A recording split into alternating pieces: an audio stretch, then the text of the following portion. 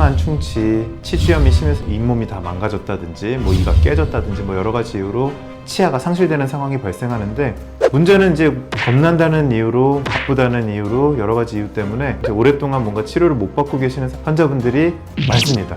이제 그런 경우에 얼마나 방치할 수가 있느냐, 방치하면 무슨 일들이 벌어지느냐 말씀을 드려보려고 합니다. 저 때문에 하신 콘텐츠 같은데요? 아, 맞습니다. 왜 버티셨던 건가요?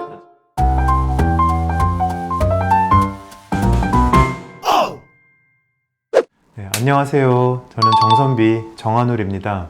사실 최근에 저희 PD님께서 이상한 상황으로 바쁘셨겠죠. 무섭지는 않으셨을 거라고 봅니다. 이렇게 건장한 체격에. 네.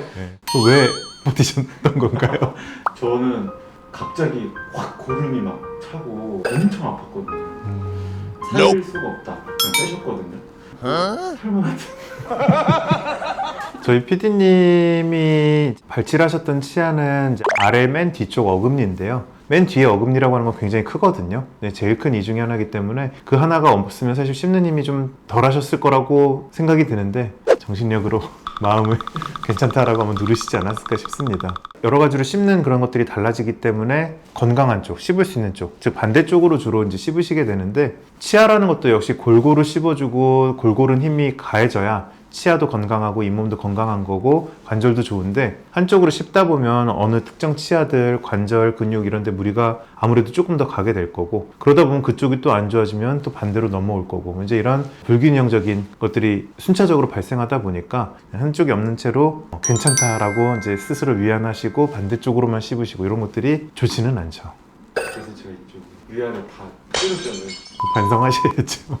질문 있는데요. 네. 한 1년 넘게 이가 없는 채로 씹고 있는데 주변에서 네. 빨리 해라, 안 그러면 위에 이가 내려오게 된다, 뭐 이렇게 말하시는데 그게 사실인가요? 우선 이제 치아가 상실된 채로 오래 있게 되면은 이가 빠지고 그 상태가 그대로 유지되는 게 아니라 여러 가지 변화들이 일어납니다.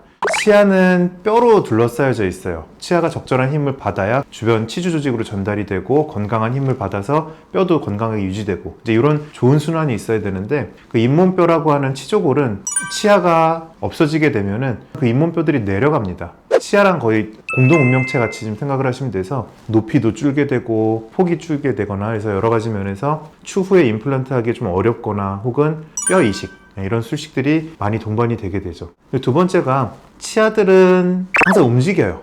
전봇대처럼 가만히 있다 이러지는 않고요. 그 없는 자리로 주변의 이들이 움직이게 됩니다. 나란히 있는 이들 중에 가운데 게 하나가 뭔가 없어졌다. 그럼 제일 큰 변화들은 옆에 있는 이들이 쓰러집니다. 그리고 그 공간이 넓게 되면 위에 있는 이들도 내려올 수가 있는 거죠. 치아 내려왔나요?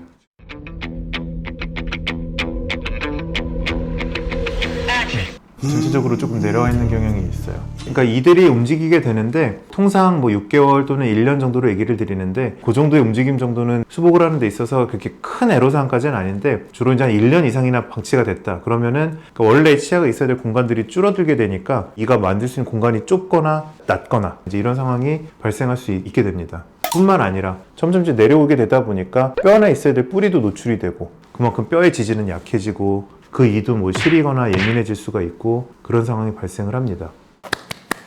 경우에 따라서 너무 많이 내려왔다, 정출이라 그래요. 무 뽑히듯이 뽑지도 않았는데 점점 나오는 거죠. 그럼 이거 어떻게 해야 되느냐? 첫 번째는 원래대로 되돌리는 거죠. 다시 밀어 올리는 거죠. 단순합니다. 근데 이게 밀어 올린다는 건 결국 교정을 하셔야 된다는 거고, 그러니까 가장 뭔가 다른 걸 손상 안 시키고, 그러니까 원래대로 넣는 거니까 조금은 보존적인 치료인데 시간과 돈과 이런 것들이 많이 부담이 되지 않을 수가 없습니다. 그러니까 빨리 조치를 하셔야 된다는 얘기죠. 그럼 차선책으로 이제 할 수 있는 방법들은, 이 내려온 걸 뭔가 조치를 해야 되는데 쳐내는 거죠. 내려왔으니까 그 공간을 이제 갈아서 없애는 겁니다. 네. 이게 내려오는 것만큼 줄이지 않고는 아래이가 하기 어려운 경우도 굉장히 많습니다. 그러면 일단 그만큼 치아를 갈고 삭제를 하게 되고, 그 안쪽에 있는 예민한 신경이라는 게 있기 때문에 신경치료도 해야 된다는 얘기고, 씌워야 된다는 얘기인 거죠. 고생, 노력, 시간, 돈 다 많이 드는 거죠. 방치한 결과가. 빨리 하겠습니다. 그럼 저처럼 1년 정도에 이렇게 하려고 마음먹는 건 늦은 건가요? 늦었다고 생각할 때가 늦었다. 뭐 이건 농담이고요.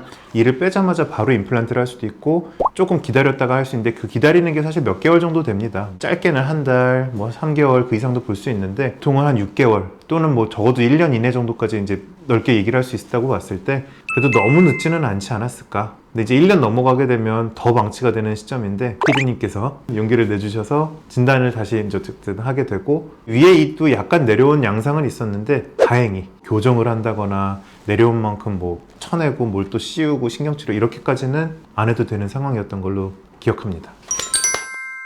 구독과 좋아요 부탁드립니다. 그래서 오늘은 제가 이제 임플란트에 대한 내용들 중에서 치아 상실 후에 언제 임플란트를 하는 것들이 좋은지에 대해서 말씀을 드려봤습니다. 일단은 너무 늦지 않는 게 좋겠다. 늦어지면 너무 늦지 않도록 치료를 받으시는 게 좋지 않을까 싶습니다. 지금까지 정선비 정한울이었습니다. 구독과 좋아요 부탁드릴게요. 감사합니다.